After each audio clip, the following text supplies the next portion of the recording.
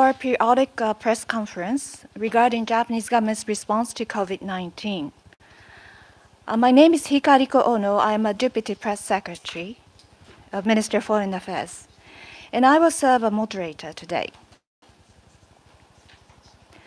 As usual, this session is being live streamed online, and we will take up questions from the online viewers of the registered international media who are following this session remotely.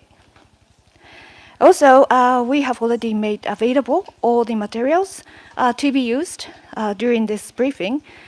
So if any of you has not yet received them, please let us know by email at the International Press Division account. First of all, let me introduce today's main briefers. On my right, we have Mr. KOJIMA Masaru, who's a Councilor on Coronavirus Disease 2019 Preparedness and Response of Cabinet Secretariat. And on his right, we have Mr. KURODA Takashi, who's a Deputy Director General for Economic and Fiscal Management of Cabinet Office.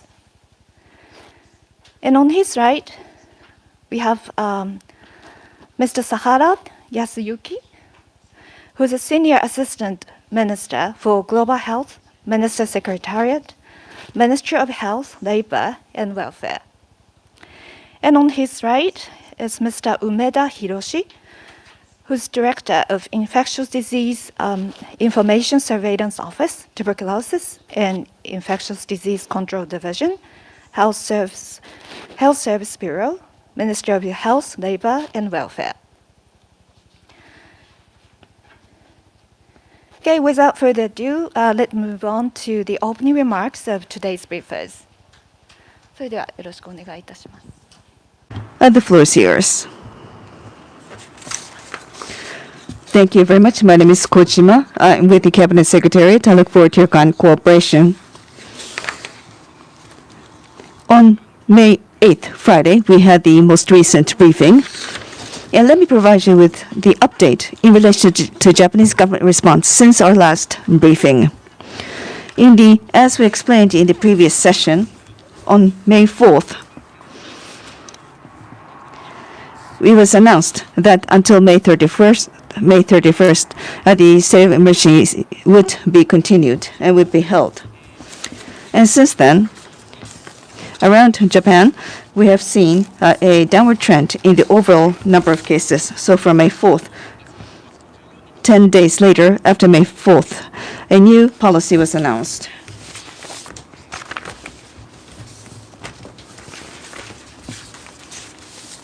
Now, as far as the substance is concerned, at the headquarters for the response for novel COVID-19, for 34 prefectures that are not part of these designated prefectures under specified question, 5 prefectures, inclusive of Ibaraki, Ishikawa, Aichi, and Ibaraki, and Gifu, have seen lifting of the state of emergency. Now, with regard to release of the state of emergency on May 14th, since bearing in mind the number of new infectious cases have declined nationwide, in relation to 3 major factors, we based our decision on 3 aforementioned reasons. First is with regard to the state of infection in various regions, and the second is the system of delivery of medical care, and the third is the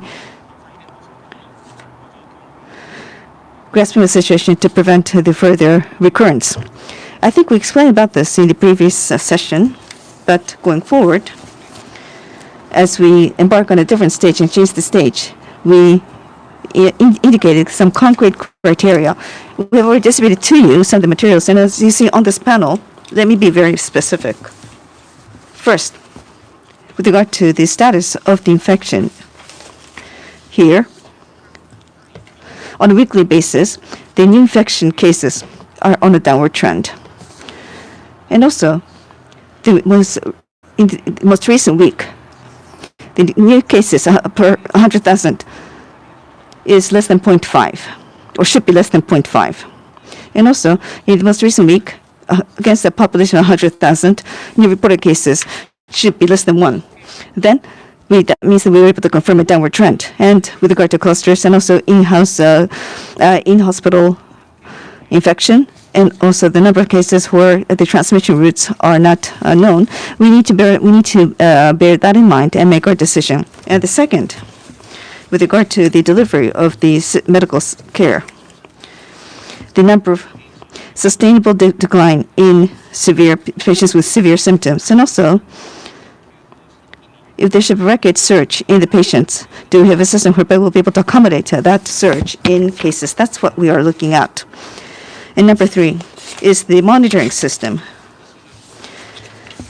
So the PCR tests that are required by doctors, are they being carried out without any delay? Do we have such a system in place? So we will take a look at specific indicators related to these issues, and we will make a comprehensive decision bearing in mind the views of the experts as well. Now, since then, we had the so-called Golden Week consecutive holidays during May, and very severe restrictions on actions have been implemented. And the result of that have begun to manifest. So as a result, the number of new cases are on a downward trend. And if this downward trend could be sustained, then we got to the remaining 8 prefectures.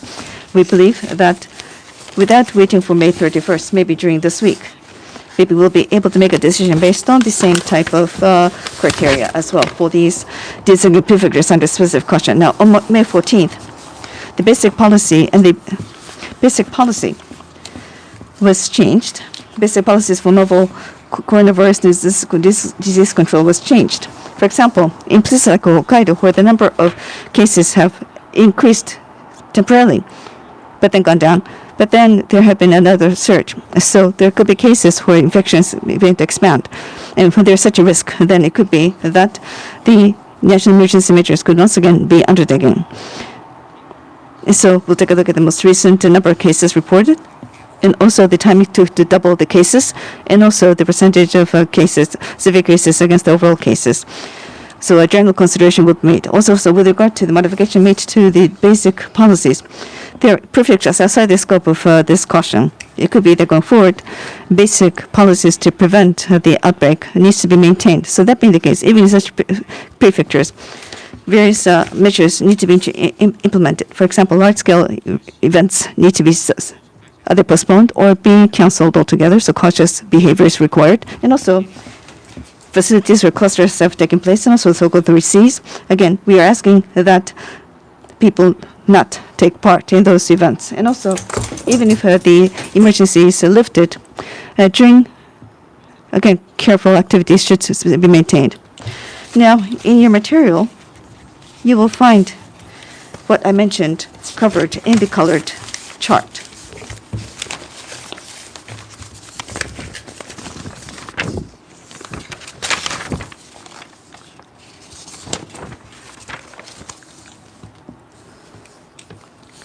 So this is the chart which I'm talking about.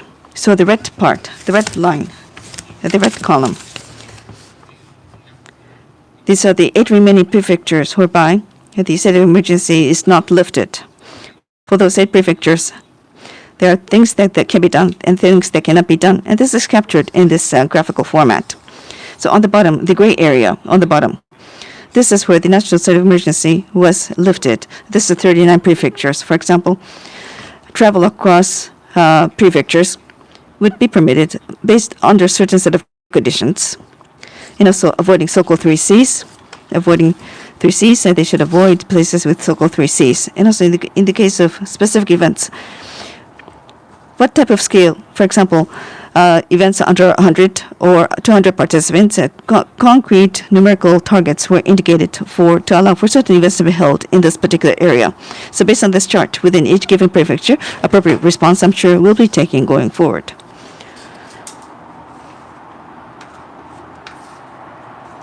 And furthermore, on top of that, this time around,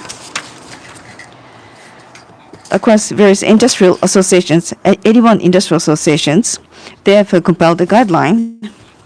And based on that guideline, various they will make utmost efforts to prevent the outbreak and try to expand social and economic activities based on such guidelines.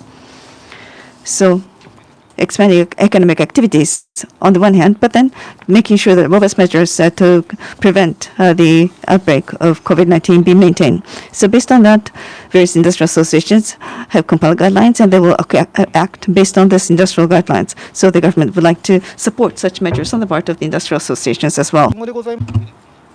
As for going forward, if possible, the government by the 31st of May would like to contain the large wave of infection. But on the other hand, it will require some time before we are able to have vaccines. So during this time, there'll be large waves and small waves of outbreaks. This is an assumption that we will make. Along with the coronavirus, we have to learn to live with the coronavirus. Going forward, preventing large outbreak waves and containing it to small outbreak waves, and to contain that through cluster measures. And as a part of the cluster measures, to introduce applications for confirming contact so that we can be more effective in our measures against contact. Going forward, to put in place a proper monitoring system, PCR and antigen testing monitoring systems will be strengthened on these fronts.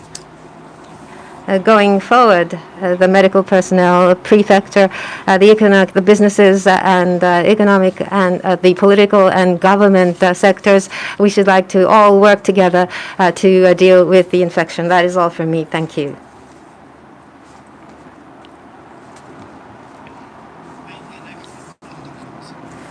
KURODA from the Cabinet Office. As the Cabinet Secretariat has explained, I would like to go into the economic part of the issue to supplement. On the 14th of May, there was partial lifting of the declaration of the state of emergency.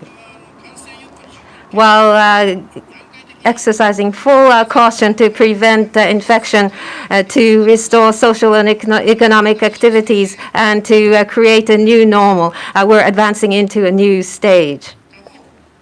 On the other hand, today, there was an announcement of the real growth rate of GDP for January-March period of 2020. That was, in annualized terms, negative 3.4%.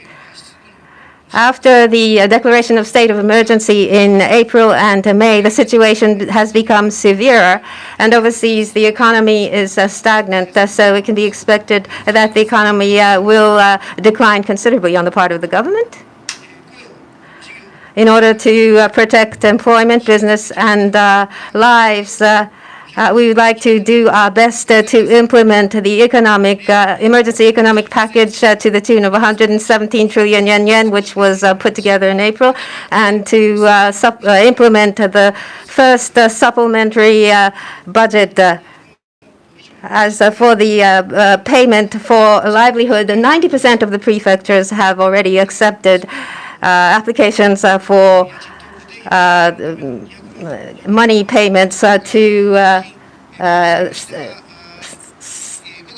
the livelihood of the people, and for the 1 million to 2 million, approximately 1 million of 2 million of employment adjustment, this has been effectuated. 160 billion yen has been effectuated. And furthermore, the partial lifting of the declaration was on the 14th of May, and Prime Minister Abe, in order to enhance the first supplementary budget, instructed us to immediately start formulating the second supplementary budget. So we would like to make decisions on the estimate for the second supplementary budget with a view to doing so by the 27th of May. Specifically, to raise the upper limit of employment adjustment subsidies to 15,000, and so to enable employers to directly apply and accept these funds. Secondly, to provide support for further alleviating a rent burden of micro and small and medium-sized businesses. Thirdly, to create a system for supporting students in difficulty. And fourthly, to strengthen allocation of funds so that prefectures can strengthen and improve their medical system. And number 5, to strengthen cash flow support for the middle core and large businesses, which includes funds that are capital in nature. And in addition to this, depending on the situation, so that we can deal with the situation at hand flexibly to build up reserves. And we will be quickly making adjustments for this. That is all from me about the economic aspects of the issue. Thank you.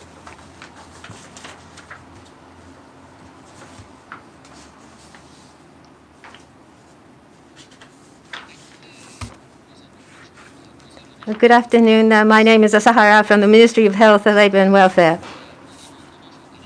From MHLW, as usual, we'll be using the PowerPoint that we have distributed to explain to you updates on COVID-19 in Japan. That is the one you should be looking at. From the Cabinet Secretariat, there has been an explanation given. What I have to say may overlap, but we work together all the time, so we beg your indulgence if this happens. What I'd like to explain is explained on the first page. That's the table of contents. And the next page shows the epidemiological update of the infection. The number of infections is 16,000, upwards of 16,000, and the trend in the number of new infections is certainly slowing down. That is the situation. And if you could turn another page. That is those that have been confirmed positive. Last week, or at the previous press conference, there were questions. This was not the number of tests performed, but it's the number of people, PCR tests, those persons that have undergone PCR tests. If you look at the very bottom row, 240,000 have been tested, and 16,305 have tested positive. And those in hospital are 3,800. And those who have been discharged from hospital are 11,564. Those who have unfortunately passed away totaled 749. Please turn to the next page. This is the daily new confirmed cases. The peak was the beginning of April, and there has been a steady decline since then. And we would like to express our heartfelt gratitude to the cooperation of the citizens, which have made this possible. And on to the next page, that's the effective reproduction number. The effective reproduction number, starting the beginning of April, has gone to under 1, and very smoothly it's hovering below 1. And along with this, the number of infections is also on the decline. On page 7, please. We're looking at the medical treatment system. And this is something which I showed last time on the left-hand side. That's the number of patients using ventilators. End of April was 315, which was the peak. And here again, we're seeing a steady and smooth decline. And on the right-hand side, we see patients with ECMO. And here we see a decline as well. Please turn to the next page. This is something that we continue to show in the past. The first death after the first death was confirmed in respective countries, what is the trend of death numbers depending on the country? This is a comparison of different countries.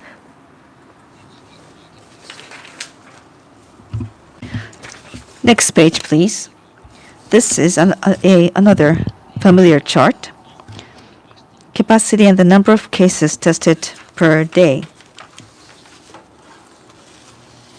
So that is what this graph is all about. So as far as capacity to conduct PCR tests are concerned, this is indicated in the pink color. The latest update is 22,000 per day. That is the most recent number. It just so happens that fortunately the number of cases and patients are not increasing, so therefore the number of tests conducted are remaining flat at this moment. Please turn to next page.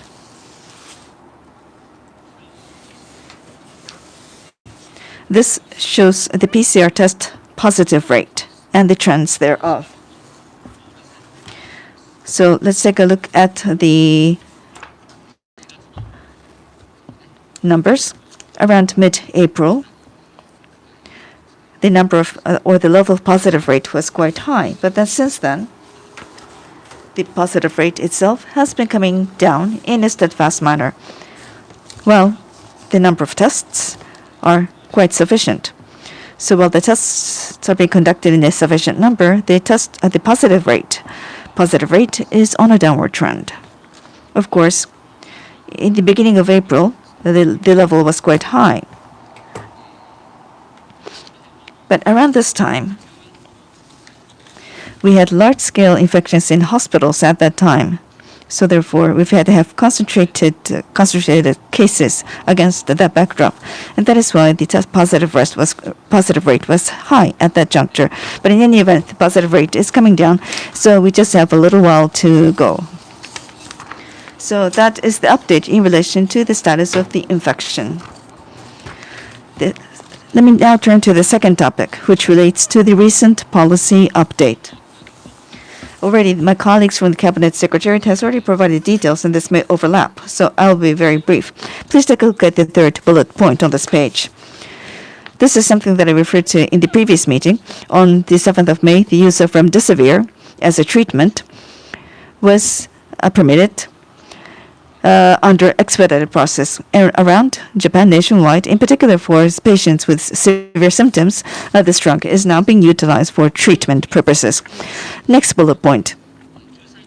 On May 13th, and this is a different test from that of PCR testing, a totally different test called the Antigen Testing kits was approved.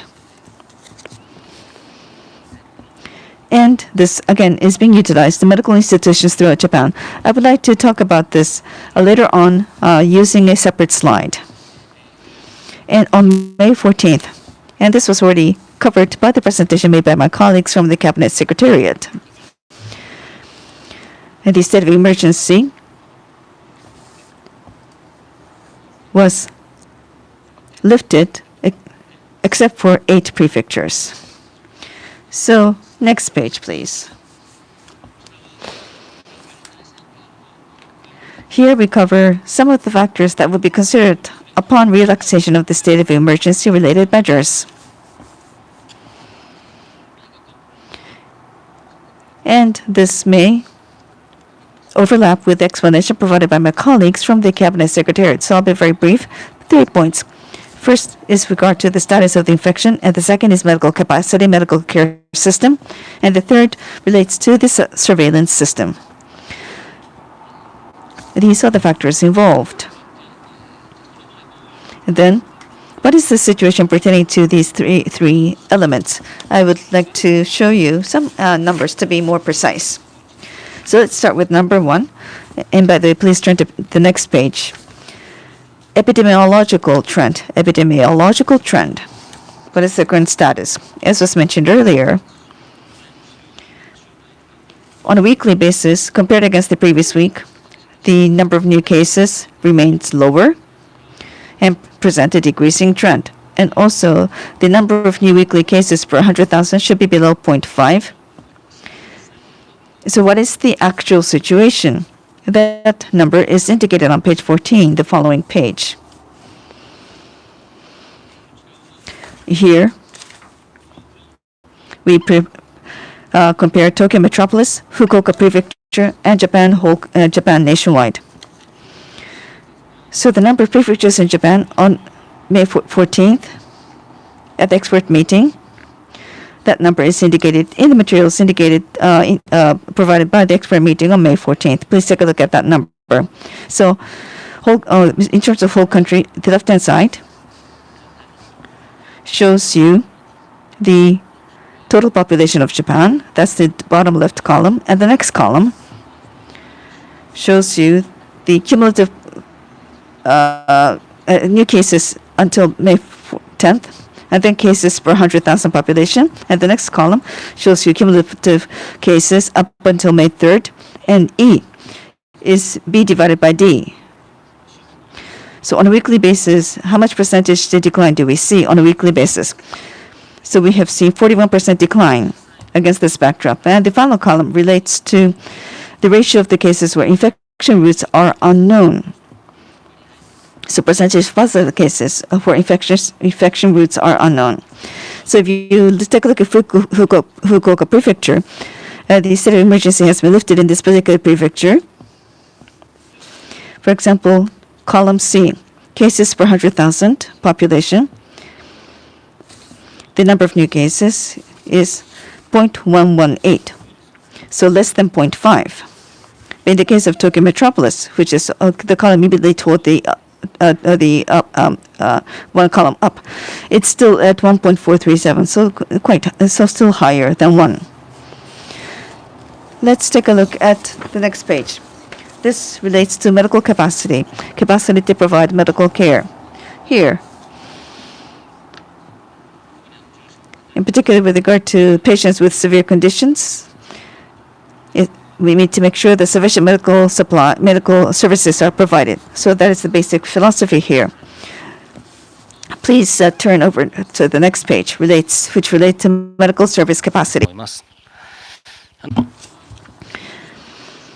First, the number of severe cases need to be on a downward trend. That's the important element. So Tokyo Metropolis, Fukuoka Prefecture, whole country, we show you the numbers of severe cases in these different categories. So in terms of Japan nationwide, the whole country, the left-hand side, that's the number of hospitalized patients. And the next column is column H. This is 341. That is the number of severe cases. And let's take a look at the number as of April 28th. That's column J, 381. So severe cases is coming down, as you can see, on a steadfast basis. And also in terms of the number of beds that have been secured available beds. They're indicated in columns P as well as in column Q. Columns P and Q. Let's take a look at Q. 31,427. That's the number for the whole country. That's the number of beds required when Japan hits a peak. And also 16,000. That would be the number of secure accommodation facilities which have been garnered based on coordination with the various institutions. So the number of people who are hospitalized are indicated on the bottom left, 4,400 roughly. So against the number secured, or against the number of accepted beds to be secured available beds, we still have some cushion. But in certain regions, we are not yet able to be fully comfortable about the availability of beds. So let's go on to number 3, the testing system. We need to continue to address this testing system question. There are many challenges pertaining to the testing system, so it's important that we reinforce and strengthen the testing system. And also, I'll talk about this going forward, but I'll talk about the antigen testing kit later on. Since the antigen testing kit has been introduced, it's important that we leverage that and make sure that we have a robust testing system. Let's go on to page 18. Page 19. Page 19 talks about the scope for the future. This, I believe, will overlap with the presentation made by my colleagues from the Cabinet Secretariat. But number 3, making sure that we have robust testing. So let's go on to the very final page, from the 2 pages from the final. 抗原検査ですね。 On antigen testing, we have approved antigen testing on the 13th of May. Now, the advantage of the antigen testing are the following 3. First, low incidence of false positives. Those that have viruses, if as a result of this test show positive, then almost without a doubt the person is positive. Even without a virus, there are very few cases that turn positive when the actual person is without a virus. And secondly, there's no need to bring the test sample to the hospital, and the test is ready in 30 minutes. Diagnostic results are available in 30 minutes. The tests were done in clinics and so forth in the past. So per week, about 200,000 tests can be performed, and that is what we have sufficient resources for. And the antigen testing going forward,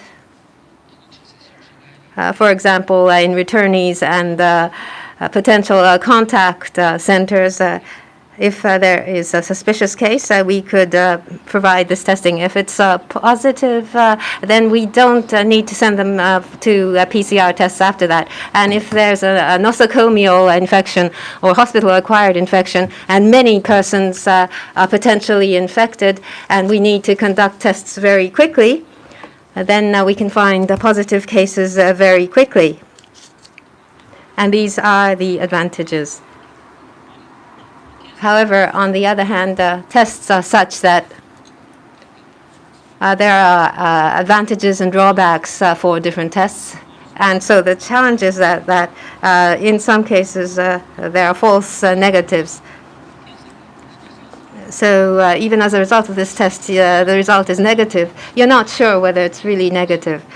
So you need to undergo a PCR test after that. And if it's positive, then at this point you can be sure that you're positive. But if it's negative, as to whether a particular case is really negative or not, we need to confirm through a PCR test.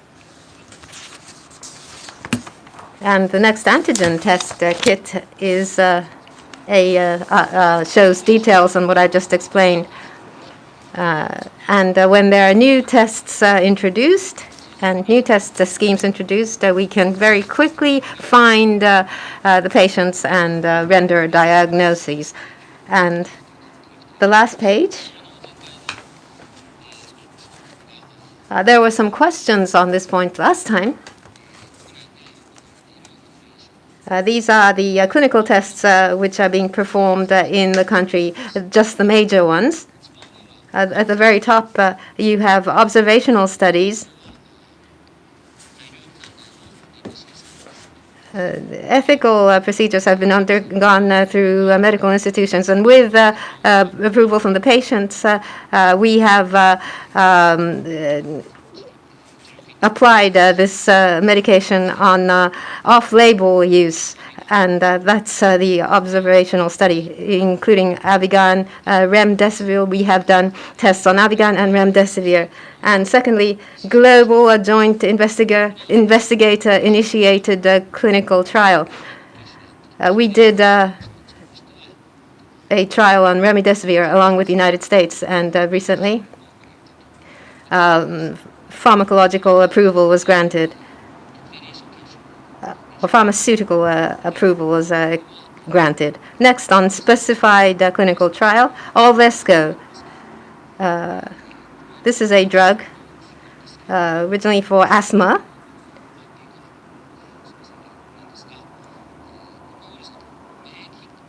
And the coronavirus brings immunity abnormality, and so At least that is what is said.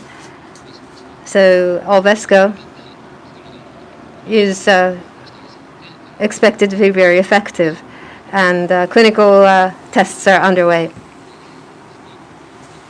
And the last two, these are also clinical trials, Avigan and something which I have received a question. This is a related drug, but what I'd like to talk about is nafamostat. The product name is Futhan. And research is being performed on this. And Avigan and nafamostat are both originated in Japan. So we'd like to move forward with clinical studies on these drugs. We haven't performed tests on humans, but ivermectin, this is has been used for a long time on parasites, and this is also a drug invented in Japan. And we've entered into, it's a possibility that we will go into clinical studies for ivermectin as well. That is all. Thank you. Mr. Umeda? No. If none, then let me open the floor for questions. Maybe starting from the journalists who are with us here in this room. So if you have any questions, please raise your hand, and upon my pointing, please mention your name and affiliation first, and pose a question. Thank you. Please. From Radio France, my name is Karin Nishimura. I have several questions. I don't believe it was in the presentation on antibody test and the system for this. I believe that different figures have been announced, monthly or 10,000 tests to be performed. There's an information that I have received. The Minister of MHLW has mentioned this. I'd like to confirm whether this is true. And on Avigan, in Prime Minister Abe's press conference, it was mentioned 2 million persons. So there'll be there's a plan to increase production to cover 2 million, and Fujifilm will be doing that. But who will be bearing the cost for the facilities for the increased production? And the last question, in Italy, on the 3rd of June, has allowed foreigners to come into the country starting the 3rd of June. In the case of Japan, what will be the requirement and criteria for accepting people from France or Europe or the United States, once again, accepting people to come to Japan once again from these countries and regions? And what about quarantine? Do you have any plans for quarantine? That concludes my questions. Thank you. First and second questions, I think, well, Mr. SAHARA or Mr. Umeda can answer the questions. はい、Yes, on antibody, not antigen, but antibody tests.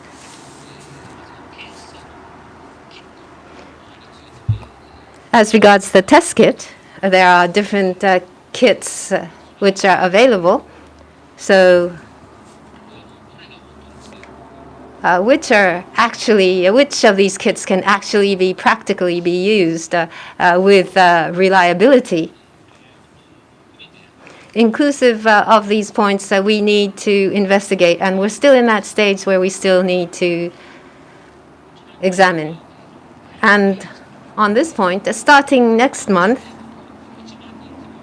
nationwide, on a scale of 10,000, we'll be performing tests. That's our schedule. One location would be Tokyo, and the other would be regions where there has been relatively less infections in the removed areas, in the Tohoku regions. We will be doing tests there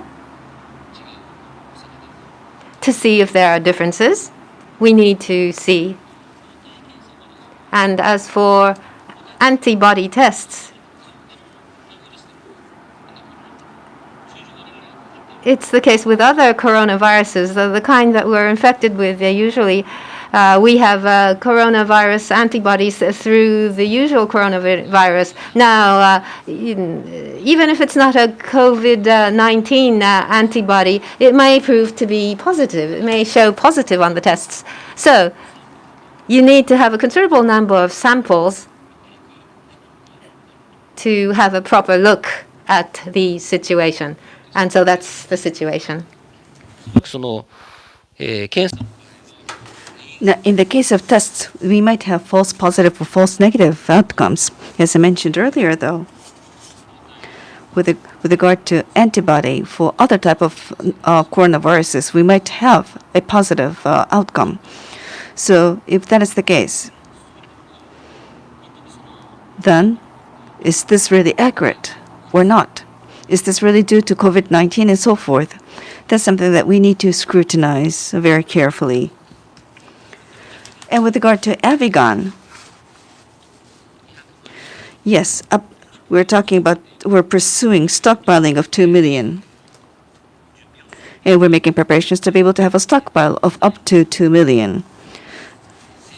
Now, with regard to the production and manufacturing, and the facilities for the manufacturing and production, naturally, such facilities will require cost.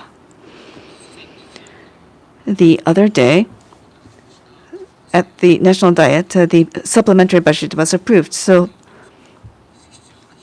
hopefully required cost can be secured in the context of supplementary budget, which was passed at the National Diet just recently.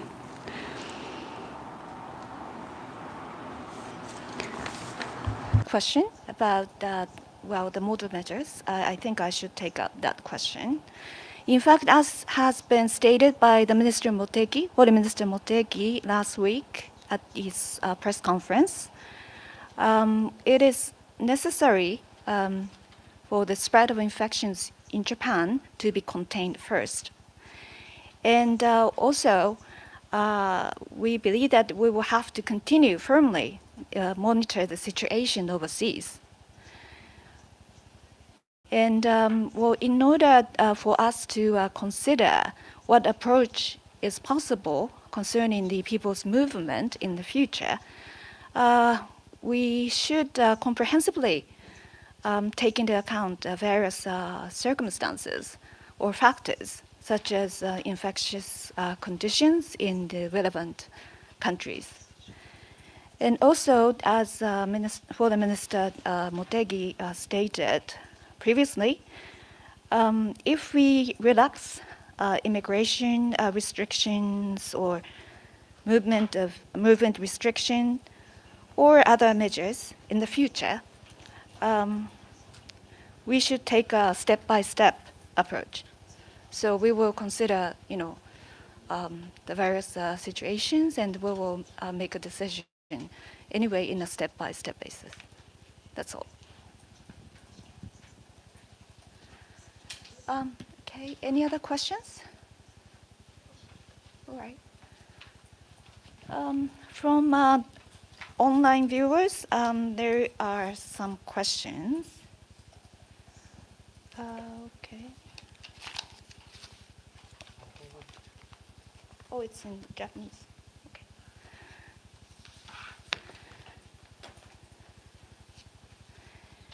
Okay. それではAP. So from Mari Yamaguchi-san from AP, 2 questions from AP. From Ms. Yamaguchi from AP, 2 questions. Even during the state of emergency measures, Japan, unlike other countries, did not implement lockdown.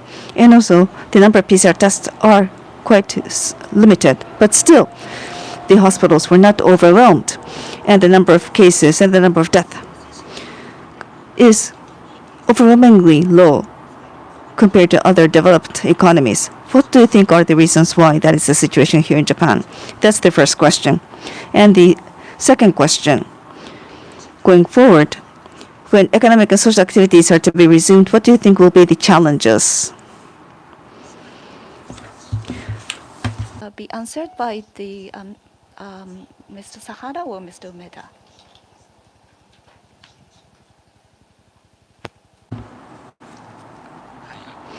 Yes, thank you for the question. This is a frequently asked question. And also, do we have any particular factors that can be verified on a quantitative basis? It's very difficult to pinpoint such factors. There are various factors involved, probably. First is after the infection has taken place, very robust epidemiological survey was carried out. And I think we were able to do that up until mid-March. Yeah. And also, we've been able to implement various countermeasures against clusters. So therefore, up until March, we were able to prevent a very exponential outbreak. And the other element, originally, I think we have a culture whereby we utilize masks and also hand washing. We have had such embedded culture in our society. And also, this is something that we've been consistently stating since the beginning of February, the so-called 3 Cs: closed space, crowded place, and contact settings. We've been able to avoid the so-called 3 Cs. And such measures have been implemented. And also, after end of March, the state of emergency was declared, and various people offer their cooperation to this. And as a result of that,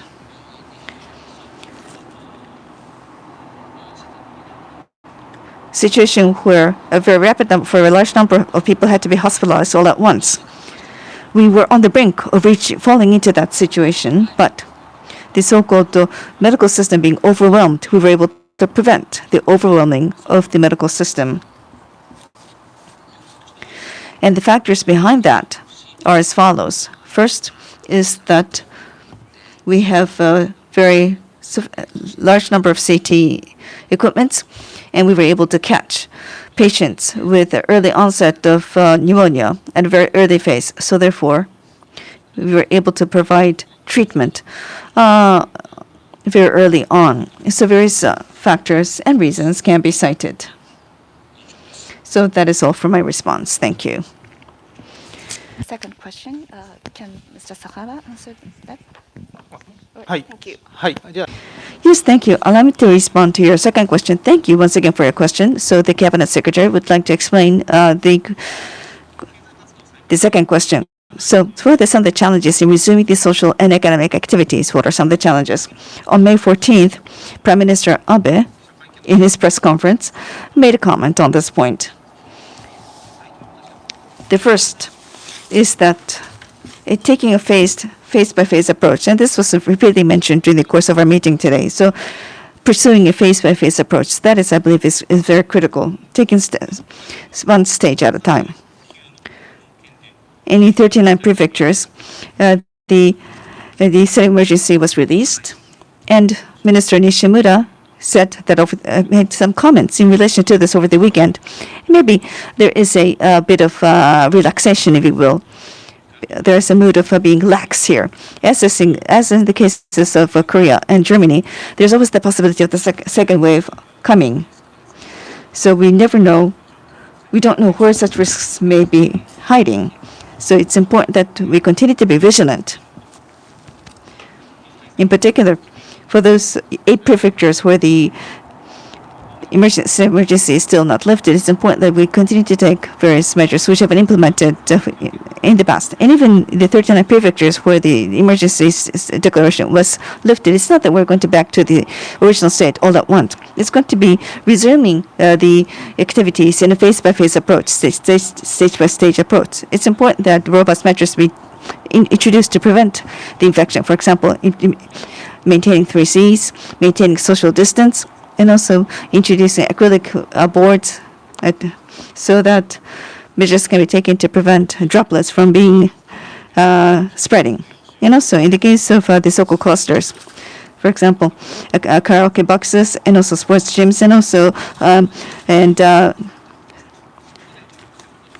and restaurants that have hospitality services, pubs and restaurants with hospitality services. That should be avoided. Also, new lifestyles need to be established, using of masks, hand washing, and also avoiding 3Cs. The minister, on a daily basis, in his press conference, provides explanation on this point. And also, in the website for the Japanese government, we provide very detailed information with regard to such measures. And also, by each industry, for each industry, some of the guidelines that should be complied with at the workplace has been introduced. So therefore, it's important that economic and social activities be resumed, bearing in mind such guidelines as well. These are things that we'd like to proceed with so that we could continue to prevent the infection and also at the same time to resume economic activities. Thank you. Where I said your name in the wrong manner.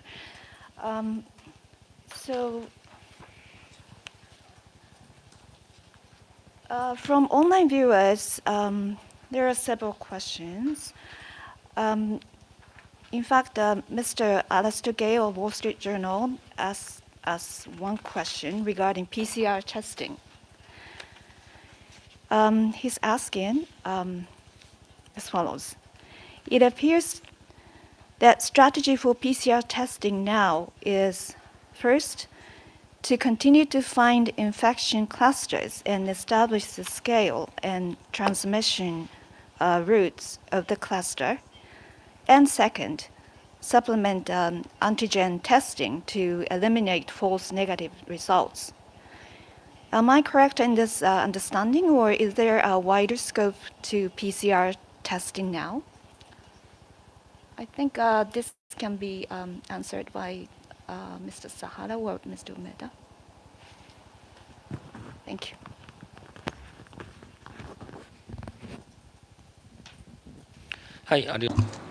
Thank you.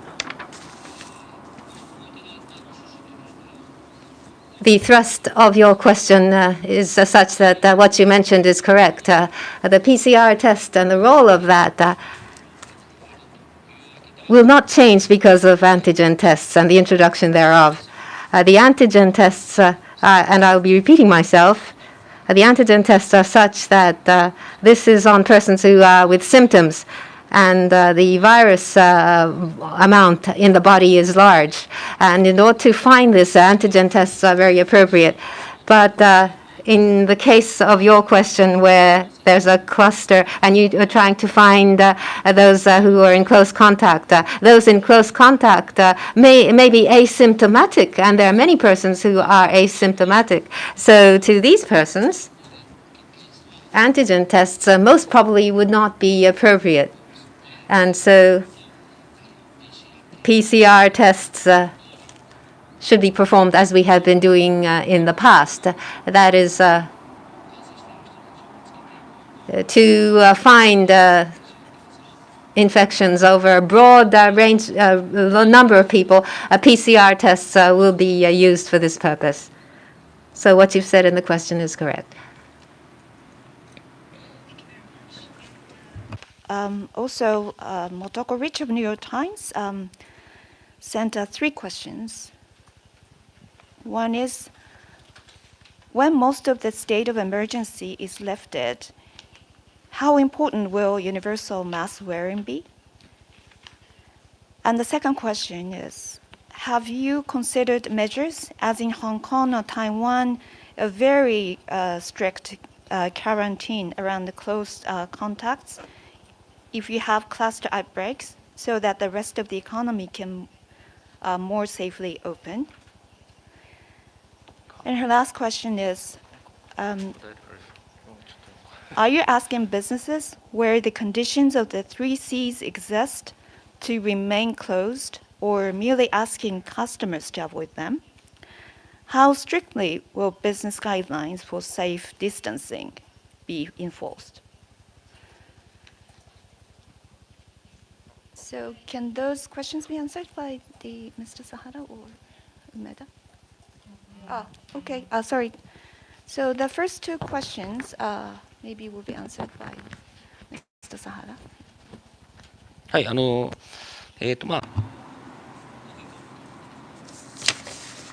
I would like to ask the representative from the Cabinet Secretariat to supplement if necessary. After lifting of the declaration of state of emergency, whether masks, universal mask wearing would still be needed, the coronavirus is such that we don't have a complete understanding of its qualities, and just because the declaration was lifted doesn't mean that the coronavirus, the COVID-19 virus, has disappeared. Basic policies of action, or MHLW's experts' views are being solicited to establish the new normal, the new lifestyle. And in that, physical distancing or wearing of masks or proper hand washing, making certain that the hand washing is done properly. I don't know whether it's eternally, but for the time being, these are things which are necessary. And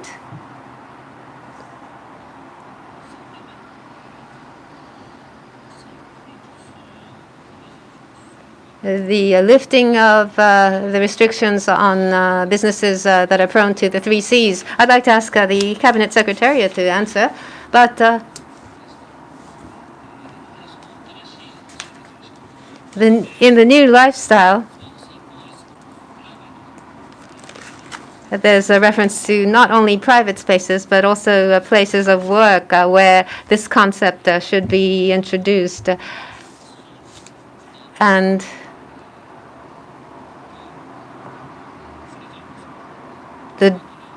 depending on the type of business, there are different ways of performing the work.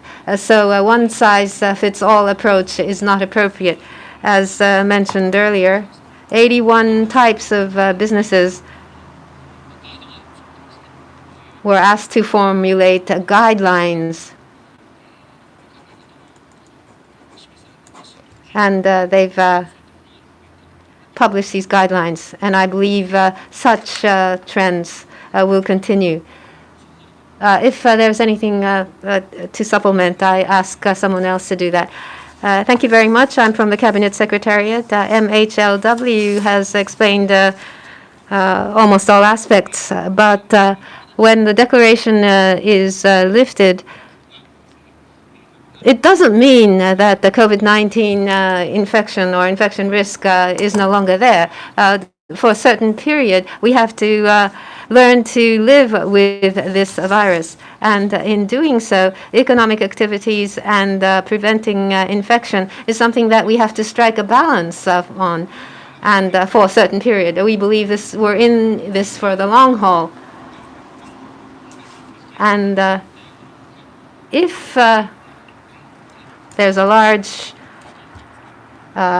scale infection which led to the declaration, we will be asking for self-restraint and closing of and the usage of termination of usage of facilities. But we'd like to prevent this as much as possible, and that is why we're talking about the new lifestyle on a personal level as well as in business. And to take the example of individuals wearing masks, or to be thorough in washing hands, avoiding the 3 Cs, and so forth. For businesses, depending on the type of business, there are different distinctive characteristics. So whether it's restaurants or places of drinking or the manufacturing industry, guidelines appropriate for each industries we have asked be formulated, and we've asked them to engage in economic activities following these guidelines. In the case of restaurants, making for more space between seats, or when giving credit cards, not to making sure that the hands don't touch each other. These are things that we'd like to ask. And with regard to the types of businesses where there are clusters, we were asking them to formulate guidelines as well.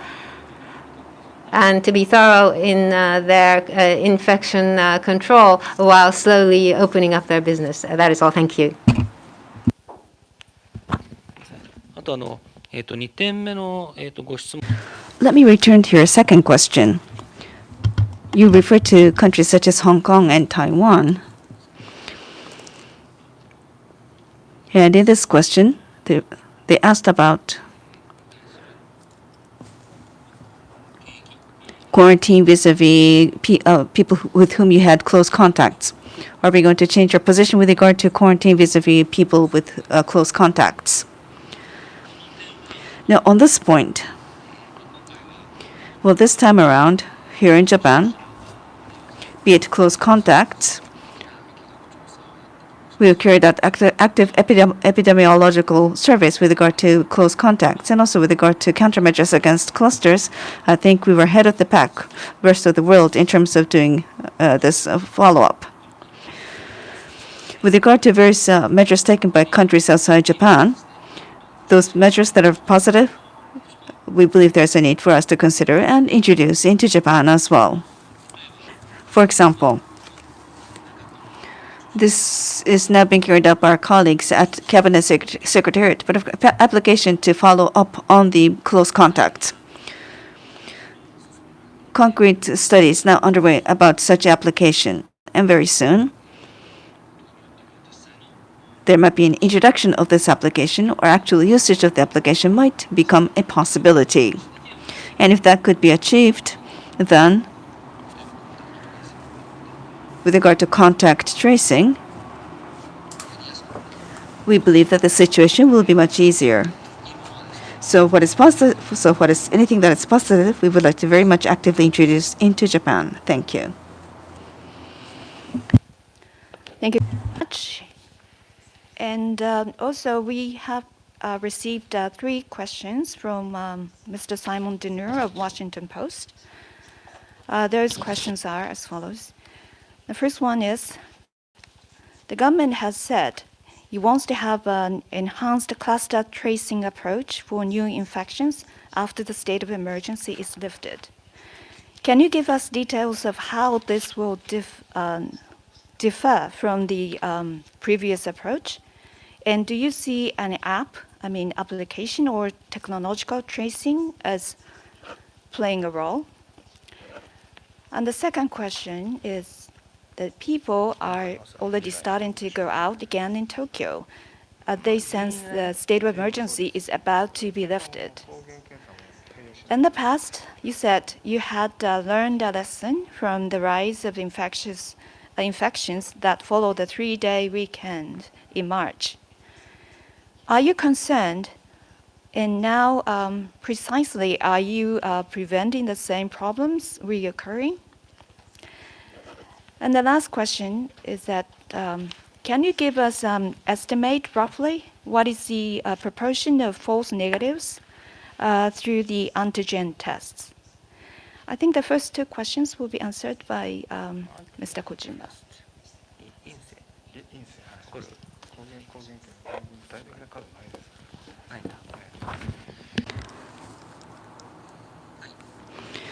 Yes, thank you.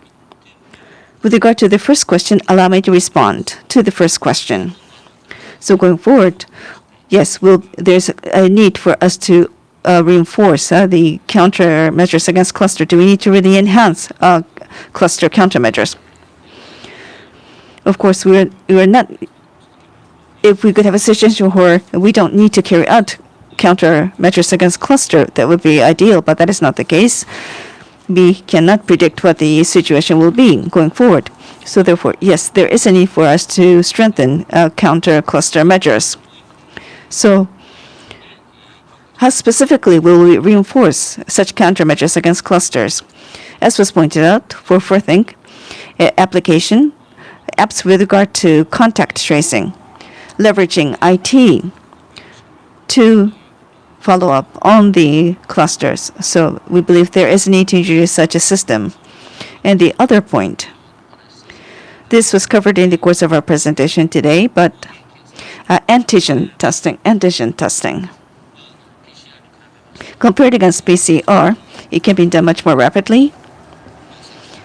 and we'll be able to identify positive cases through such antigen testing. So therefore, we believe that this will be a very effective weapon in terms of countermeasures against clusters.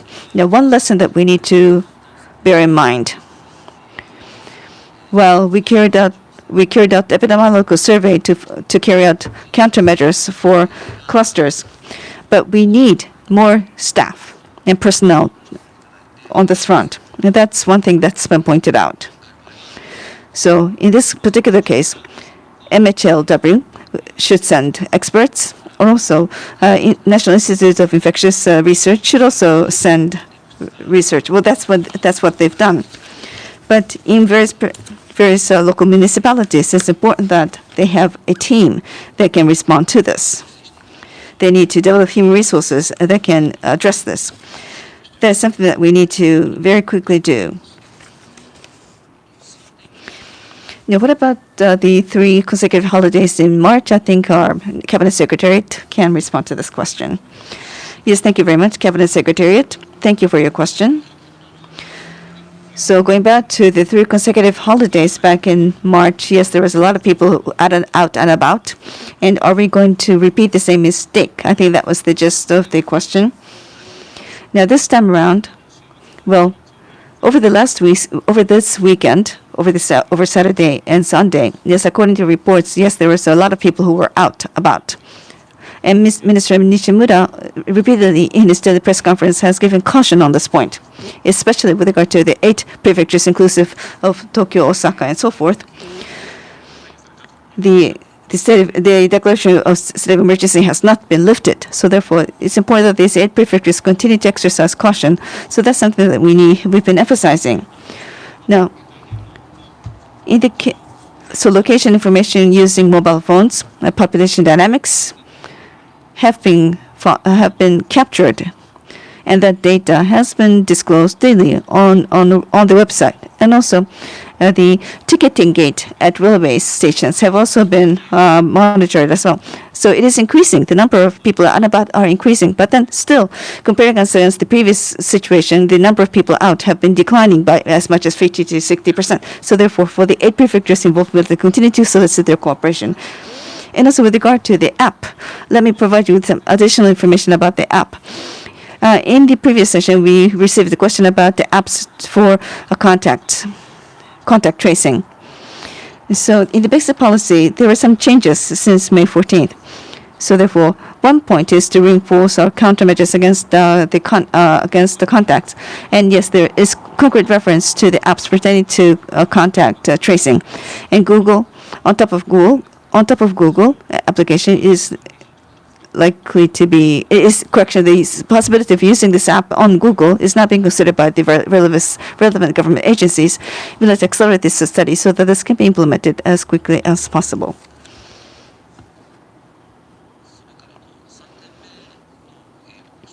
And the third question,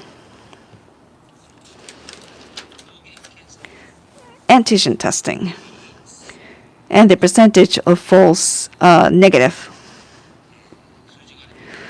And I think the question was whether or not we have concrete numbers about the false negative percentage for antigen testing. On May 13th, this test was approved. And the Ministry of Health, Welfare has issued a guideline about the application of this test. And this is uploaded on our website as well. You find this guideline about the application of this test. With regard to the clinical test, the result of the clinical test is disclosed. In the case of real-time PCR, there's a comparison between real-time PCR testing as well in this information. For example, in the case of PCR test, the positive cases might be there. And if you do the antigen test, so if you do an antigen test on people who tested positive in the case of PCR, what would be the percentage? And the positive rate was 37%. 37%. What this means is that, so people who tested positive for PCR, how much percentage will test positive in the case of antigen? It's actually 37%. So that we've conducted a test for a total number of 27. So it's a limited scope test, but that is the number that we have available. On the other hand, what about the negative rate? So people who tested negative in the PCR test, if you do an antigen test for those people, how many people will actually be negative? That percentage was 98%. So there, compared against PCR testing, it could be said that it is on par with the PCR testing. So therefore, people who test positive in the case of PCR, correction, people who test positive in antigen test, it's only part of the people who test positive in the case of PCR. So symptomatic patients, these are people with symptoms. So it's important that we narrow down on the scope of the testing. That's very important from the standpoint of efficiency. So that I believe we need to understand the nature of this testing and should be implemented and utilized by various medical institutions based on that understanding. Thank you.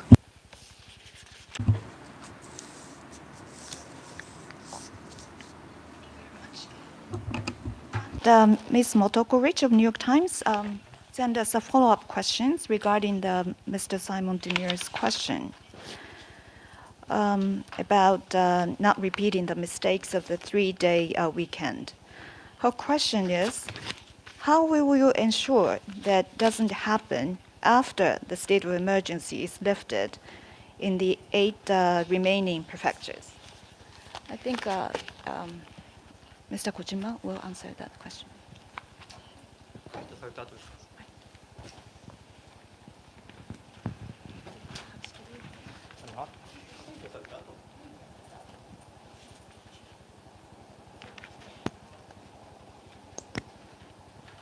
はい、ありがとうございます。 Thank you for the question. The declaration of state of emergency still is in effect for the 8 prefectures. So under the present framework, within the special measures law the prefectures will make sure that people exercise restraint from going out of their homes or use of facilities, and legal measures are being taken. Now, once the declaration is lifted, then how do we guarantee? I believe that was the question.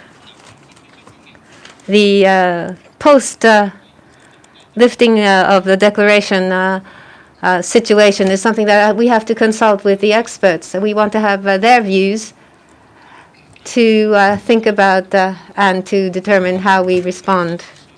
So before the end of this week, there is a meeting or there's a decision to be made as to whether we can lift or the deadline for the declaration will be end of this month. So we'll be listening to the experts, and the government will be thinking about its policies.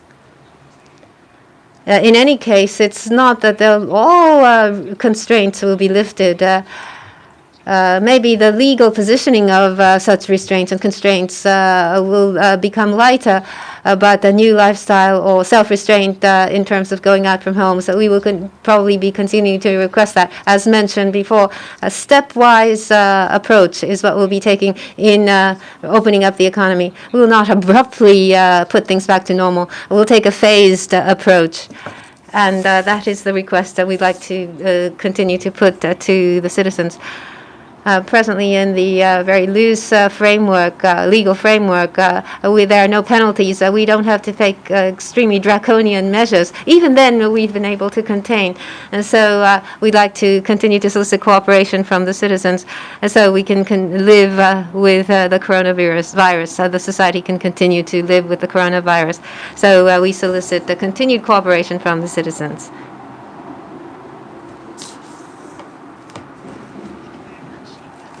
We have exhausted the list of questions from the online viewers. So any other questions from the floor again? Nishimura-san, どうぞ.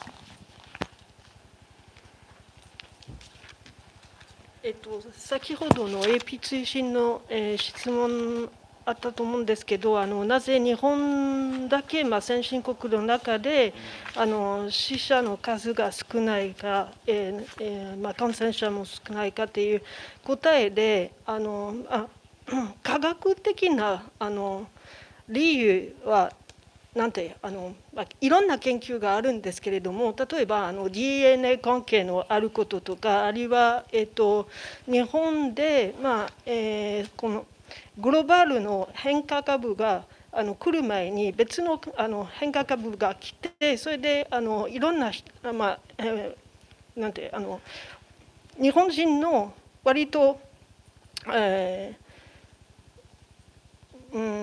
んて言えばいいんですかね、他の国に比べたら早い段階でもっと弱い変化株で感染されて、それで免疫を受けたっていういろんな研究はあるんですけれども、それは厚生労働省の方ではどう受け止めてるんですか？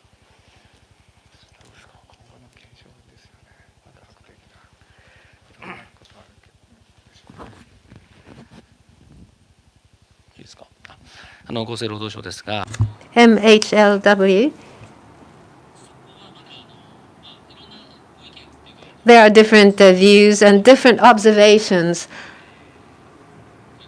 and we are aware of these. For example, the first wave gave infection to most of a large part of our citizens. So when the second wave came from Europe,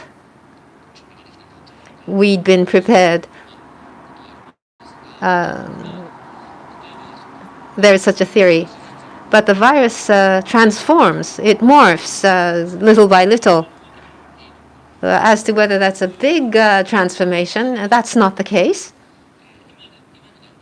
at the present point in time.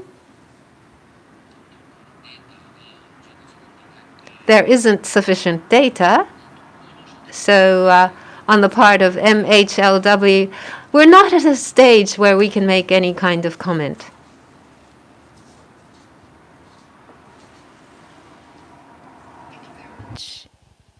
Is there any questions from the floor? Or any other supplementary statement or additional statement? Oh, if none, I would like to close today's briefing. Thank you very much for your kind cooperation.